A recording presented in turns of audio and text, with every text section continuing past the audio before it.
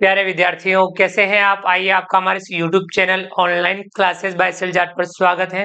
विद्यार्थियों, आज की इस क्लास में हम समझेंगे कक्षा 10 विषय गणित प्रश्नावली 1.1 वास्तविक संख्याएं सवाल 1।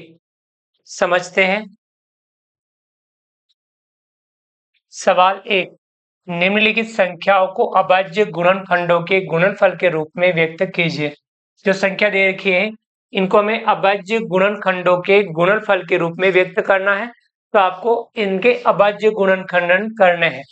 पहला है 140, हम 140 के अभाज्य गुणनखंड करेंगे। तो ध्यान रखना, इसमें जो भाग देंगे वो अभाज्य संख्याओं का ही देंगे। अभाज्य संख्याएं क्या होती हैं ये समझ लीजिए। अभाज्य संख्याएं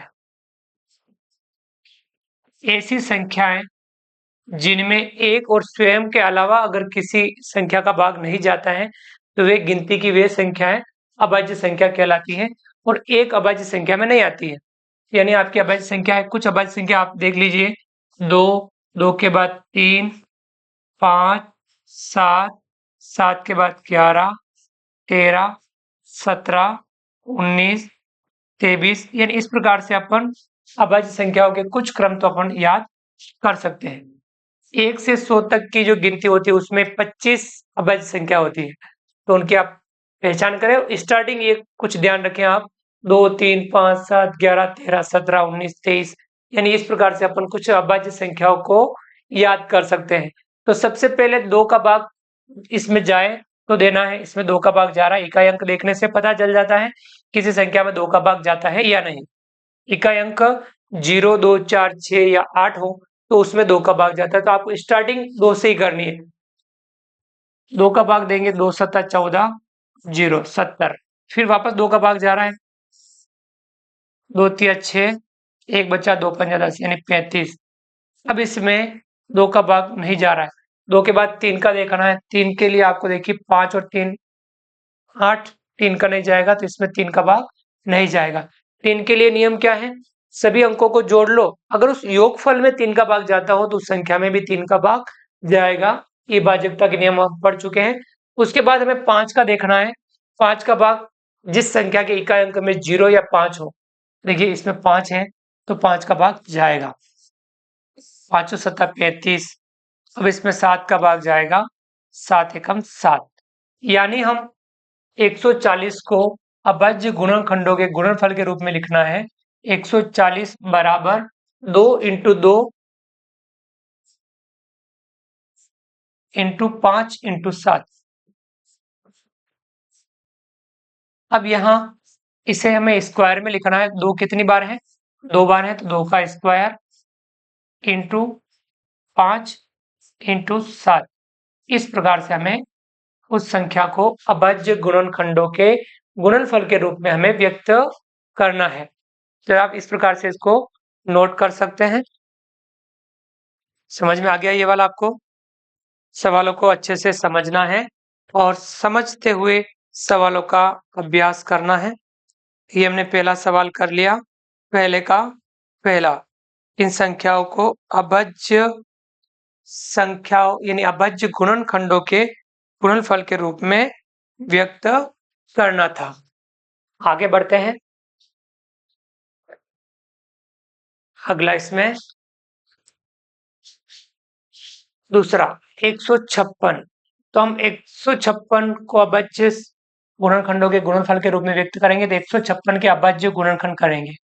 156 सबसे पहले 2 का भाग जा रहा है, 2 सत्ता 14, 1 बचा, 2 अट्ठा 16। अब वापस 2 का भाग जा रहा है, इकाई अंक देखने से पता चल जाता है कि 2 का भाग जा रहा है या नहीं। 2 का भाग देंगे, 2 तिया 6, 1 बचा, 2 नम 18।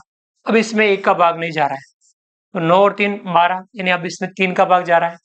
3 एकम 3, 3 तिया 9। अब 13 चूंकि अभाज्य संख्या है, 13 का भाग ही जाएगा एक बार।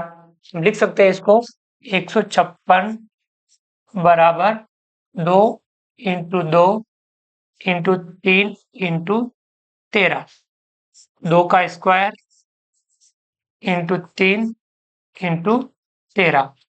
ये हमने इस संख्या को अभाज्य गुणनखंडों के गुणनफल के रूप में व्यक्त कर दिया। आ गया समझ में? आगे बढ़ते हैं। तीसरा 3825, इसे भी हमें अभाज्य गुणनखंडों के गुणनफल के रूप में व्यक्त करना है, तो इसके अभाज्य गुणनखंड करेंगे। 3825 इकाई अंक 5 है इसमें, यानी 2 का भाग नहीं जा रहा है। 3 का भाग देखेंगे, 5 और 2 7, 7 और 8 15, 15 और 3 18, 3 का भाग जा रहा है। 3 एकम 3, 3 दूनी 6, बचा 2, 3 सत्ता 21, बचा 1, 3 पंजे 15। अब वापस देखेंगे 3 का भाग जाएगा या नहीं। 7 और 5 12, 13 14 15, यानी 3 का भाग जा रहा है। 3 चौके 12, 3 दूनी 6, 1 बचा 15, 3 पंजे 15। वापस 3 का देखेंगे, 5 और 2 7, 7 और 4 11। अब इसमें 3 का भाग नहीं जा रहा है, तो 5 का देखेंगे, 5 का जा रहा है। इकाई अंक 5 है, 5 का भाग जा रहा है। 5 उठा 40, 2 बचा 5 पंजा 25। फिर से 5 का भाग जा रहा है। 5 एकम 5, 6 7 8 3 बचा 5 7 35। अब चूंकि 17 अभाज्य संख्या है, 17 का भाग ही जाएगा, तो हम इसको लिख सकते हैं 3825 बराबर 3 गुणा 3 गुणा 5 गुणा 5 गुणा 17, यानी हम 3 दो बार है, 3 का स्क्वायर गुणा 5 भी 2 बार है, 5 का स्क्वायर गुणा 17। ये हमने इस संख्या को अभाज्य गुणनखंडों के गुणनफल के रूप में व्यक्त कर दिया। आ गया समझ में? आगे बढ़ते हैं। अगला है चौथा 5005, इसके भी हम अभाज्य गुणनखंड करेंगे। अब इसमें सबसे पहले 2 का भाग नहीं जा रहा है, 3 का भाग 5 और 5 10, यानी 3 का भाग भी नहीं जा रहा है। 5 का भाग जा रहा है। 5 एकम 5 0 0, 5 एकम 5। अब इसमें देखेंगे 5 का भाग अब नहीं जा रहा है। 5 के बाद 7 का देखना, 7 का भाग हमें लेकर के देखना पड़ता है।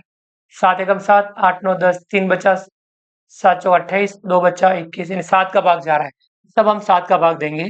7 एकम 7, 8 9 10, 3 बचा 0 30, 7 चौक 28, 2 बचा 1 उतारा 21, 7 तिया 21, 143। अब इसमें 7 दूनी 14, अब 7 का भाग नहीं जा रहा है, तो हम 11 का देखेंगे। 11 के लिए अपन क्या कर सकते हैं, 3 और 1 4, 4 में 4 घटाएंगे 0, यानी अब इसमें 11 का भाग जा रहा है।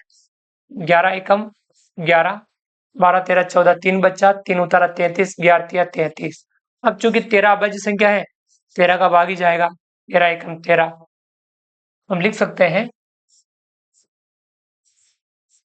5005 बराबर 5 गुणा 7 गुणा 11 गुणा 13।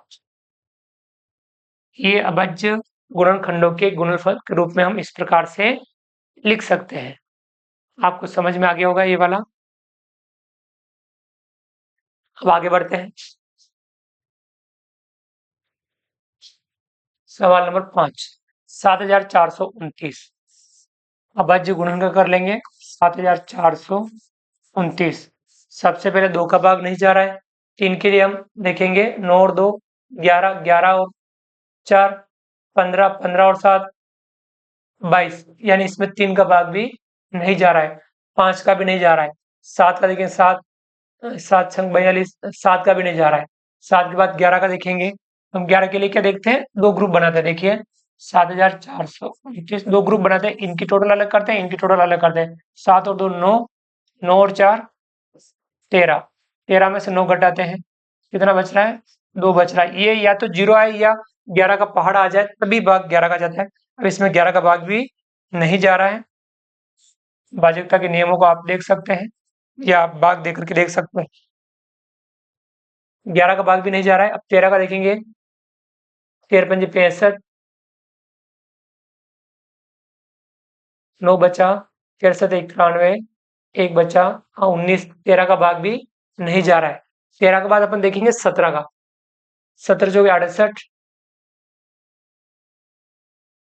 6 बच्चा 62, 17 चौक 17 51, 51 के बाद में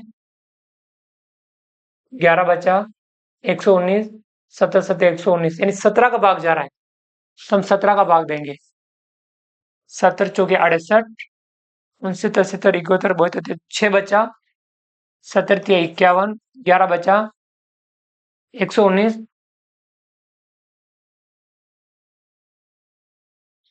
17 17 119 7, यानी 437 बार। तो ये भाग आपको अलग से करके भी आपको देख लेना, अगर आपको डायरेक्ट भाग नहीं आता है तो आप भाग की जो प्रक्रिया है वो आप साइड पे करके देख सकते हैं। अब यहाँ देखेंगे वापस 17 का। 17 दूना 34, 9 बचा 17 78,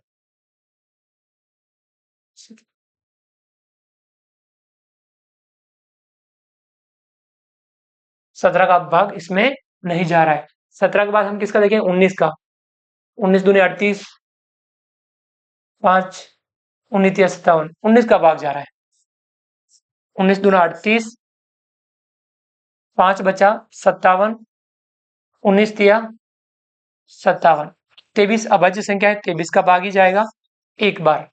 तो यानी इसके अभाज्य गुणनखंड क्या हो गए, 7429 बराबर 17 गुणा 19 गुणा 23।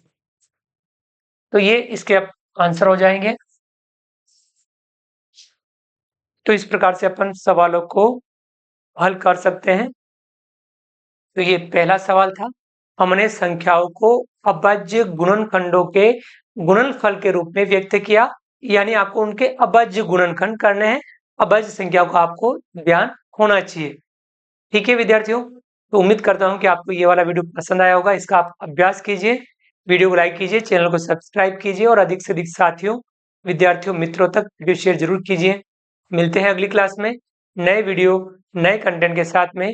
तब तक के लिए थैंक यू, धन्यवाद, जय हिंद, जय भारत। आपका दिन शुभ रहे। Thank you.